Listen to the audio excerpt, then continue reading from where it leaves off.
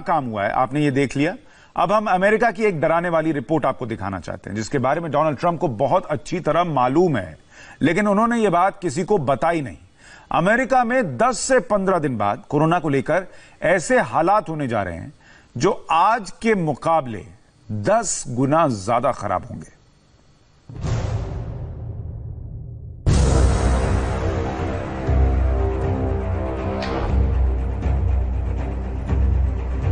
ये है अमेरिकी सोशल डिस्टेंसिंग। अमेरिका फिर खुलने जा रहा है और लोगों के बीच इस फासले को लेकर अमेरिका से एक बहुत डराने वाली रिपोर्ट आई है।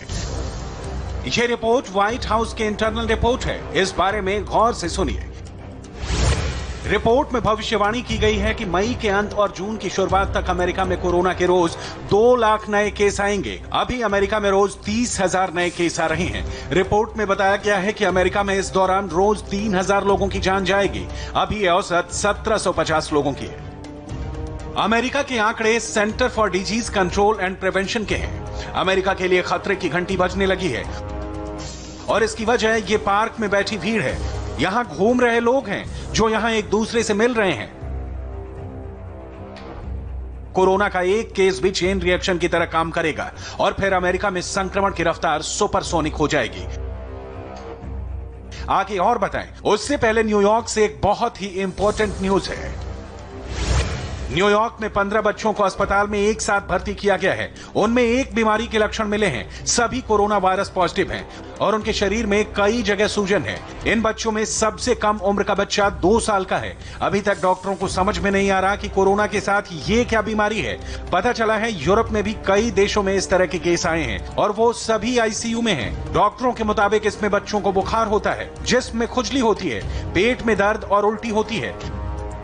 अमेरिका के ऊपर इस वक्त मुसीबत का पहाड़ टूट रहा है और इसी बीच में डोनाल्ड ट्रंप लगातार राज्यों को खोलने का दबाव बना रहे हैं, जबकि व्हाइट हाउस के इंटरनल रिपोर्ट के जरिए वो जानते हैं कि अमेरिका में कोरोना को लेकर कितनी भयावह स्थिति होने वाली है। ट्रंप खुद बोल चुके हैं कि अमेरिका में कोरोना के केस मिलियंस में यानी 10, 20 या 30 लाख तक पहुंच सकते हैं।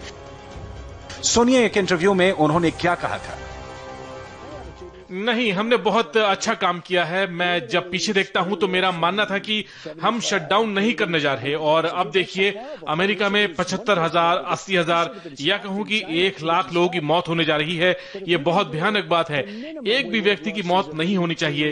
ये तो चीन में ही रुक जाना चाहिए था, लेकिन अगर हम इसे नहीं रोक पाते तो कम से कम 20 लाख, 40 लाख या फिर 50 लाख तक तादाद जाती। हम बहुत बड़ी तादाद में लोगों को खो देते। मुमकिन है कि 22 लाख से भी ज्यादा।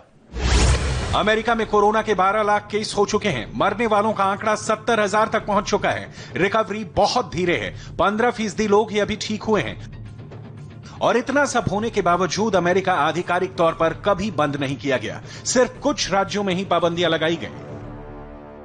अब नई रिपोर्ट में बताया गया है कि अमेरिका में मई और जून में रोज 2 लाख तक नए केस आएंगे और मरने वालों की तादाद रोज 3,000 होगी। यह अनुमान अमेरिका में रीओपनिंग वाले दौर को देखकर किया गया है और यह आशंका अमेरिका के बहुत भयानक भविष्य की तरफ इशारा कर रही है।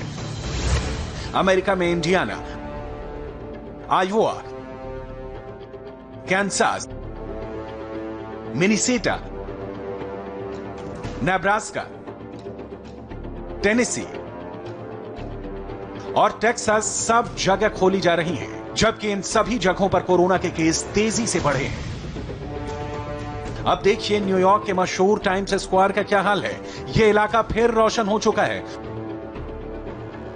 लोगों की भीड़ बढ़ने लगी है और अब पूरा खतरा है कि जो शहर अमेरिका में कोरोना का एपी सेंटर बना हुआ है उसकी हालत और खराब हो जाए। न्यूयॉर्क मस्त है, झूम रहा है, सड़कों पर नाच रहा है, चौराहों पर अपनी महंगी महंगी स्पोर्ट्स कार की नुमाइश कर रहा है। लेकिन क्या वो व्हाइट हाउस की रिपोर्ट से अनजान है? नहीं। न्यूयॉर्क में कोरोना को लेकर वहां के गवर्नर का आत्मविश्वास कितना बिखरा हुआ है, खुद उनसे सुनिए। The truth is that nobody knows. सच ये है कि किसी को नहीं मालूम कि आगे क्या होने जा रहा है। या आखिर कैसे हो सकता है कि कोई ना जानता हो। हम बहुत ही आधुनिक देश हैं। हमारे पास इंटेलिजेंस की कोई कमी नहीं है। हमारे पास इतने सारे एक्सपर्ट हैं। ये अमेरिका है। आखिर ये कैसे हो सकता है कि किसी को कुछ मालूम नहीं है? इसलिए जब सब अनजान है तो मैं दुनिया के बेहतरीन विशेषज्ञों से बात कर रहा हूँ। जी हाँ, पूरी दुनिया के। और आपको इस वक्त ये कोई नहीं बता सकता कि आगे क्या होने जा रहा है। अब ये बात पक्की हो चुकी है कि मई के बाद जून का भी महीना अमेरिका के लिए डू और डाई वाला होगा। और जो अभी तक अमेरिका में कोरोना का ट्रेंड है वो ये बताता है कि न्यूयॉर्क और न्यू जर्सी सबसे ज्यादा प्रभावित रहेंगे। ये दोनों जगह इस वक्त अमेरिका में कोरोना के एपी सेंटर बने हुए हैं। न्यूयॉर्क में करीब 25,000 लोगों की जान जा चुकी है, जबकि न्यू जर्सी में 8,000 लोगों की मौत हो चुकी है। इन दोनों जगहों की मौत मिलाकर देखी जाए तो अमेरिका में कोरोना वायरस की वजह से आधी जान यहीं गई है। ऐसे में क्या न्यूयॉर्क जैसी जगह दोबारा खोलने के लिए तैयार कही जाएगी? Opening is more difficult. राज्य को बंद करने के बाद इसे दोबारा खोलना ज्यादा मुश्किल है। बंद करना आसान था।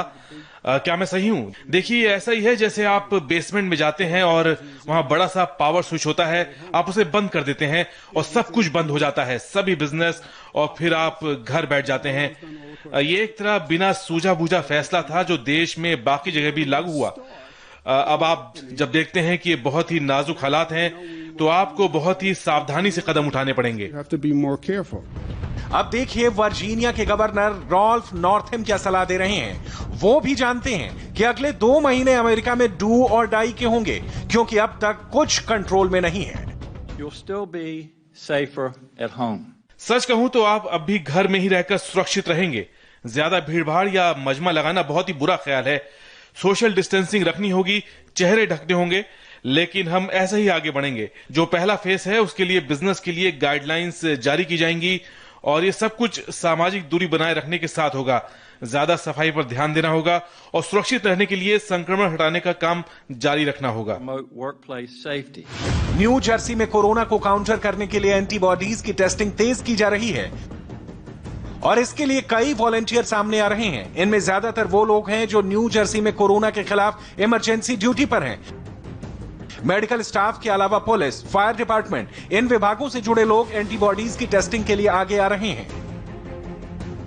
अमेरिका में सीनेट का काम भी शुरू हो गया है। यह अमेरिका की संसद कही जाएगी और सीनेट के सदस्य इस वक्त इस कार्यवाही को शुरू करने से खुश नहीं है। मुझे समझ नहीं आ रहा है कि आज हम यहाँ क्यों हैं, क्योंकि मुझे नहीं लगता कि हम कुछ करने जा रहे हैं। मेरे ख्याल से हमें कम से कम इकट्ठा नहीं होना चाहिए। मुझे लोगों की फिक्र है और ये बहुत ही लापरवाही वाली बात है जो अभी हो रही है। हाँ, मुझे आना था, लेकिन उन लोगों का ख्याल आता है जिन्हें घर में रहकर काम करना चाहिए, लेकिन अब उन्हें बाहर आकर काम करना होगा। ये ऐसे वक्त हो रहा है जब हम लोगों को अमेरिका, पूरे अमेरिका के सामने एक मिसाल कायम करनी होगी। मार्च के बाद पहली बार सीनेट की ऐसी बैठक हुई है जिसमें 100 से ज्यादा सांसद आए हैं। हालांकि जिस इलाके में अमेरिका की यह इमारत बनी है वो कोरोना हॉटस्पॉट में आता है और यहाँ लोगों को अपने घर में रहने की हिदायत दी गई है। इसलिए अमेरिका की कोरोना वॉर बहुत ही कंफ्यूजन से भरी हुई है। कोरोना के आगे अमेरिका के फेल होने की 3 बहुत बड़ी वजह हैं। ट्रंप की सरकार ने कोरोना के खिलाफ कदम उठाने में देरी की, जबकि पहला केस 20 जनवरी को आ चुका था। ट्रंप की सरकार ने लॉकडाउन का आदेश नहीं दिया, उनका ध्यान अर्थव्यवस्था पर था। अमेरिका के राज्यों को व्हाइट हाउस से पूरी मदद नहीं मिली। इसलिए डोनाल्ड ट्रंप क्या चाहते हैं, क्या करने जा रहे हैं, अब उनकी बातों पर भरोसा करना मुश्किल हो गया है। अमेरिका ने कोरोना की वैक्सीन बनाने को लेकर दुनिया भर में जो कोशिश चल रही है उससे भी खुद को अलग कर दिया है। देखा जाए तो अमेरिका का पूरा फोकस इस वक्त रीओपनिंग पर है, जबकि अमेरिका में कोरोना की दूसरी सुनामी आनी तय है।